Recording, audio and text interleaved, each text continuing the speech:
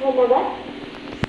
মধ্যকালীন শিশু সমাৰোহৰ পতাকাস্থলীত উপস্থিত উত্তৰ পশ্চিম যোৰহাট আঞ্চলিক মইনা পাৰিজাতৰ মাননীয় সভাপতি মহোদয়, শাখাৰ সভাপতি মহোদয় আৰু আঞ্চলিক মইনা পাৰিজাতৰ সদস্যসকল, শাখাৰ সদস্যসকল আৰু মোৰ মৰমৰ বন্ধু বান্ধৱীসকল আৰু পৰিচালক পৰিচালিকাসকল, সকলোকে মই পতাকা উত্তোলন স্থলীৰ পৰাই সেৱা জনাইছোঁ।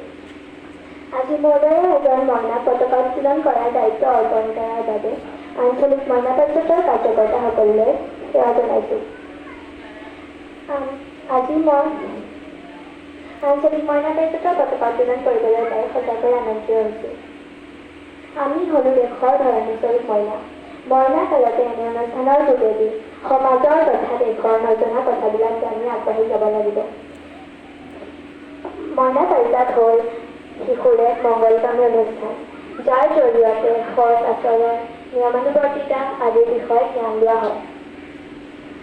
এনে অনুষ্ঠানৰ যোগেদি আমি নৃত্য, গীত আবৃত্তি কৰিবলৈ এখন মঞ্চ পাওঁ।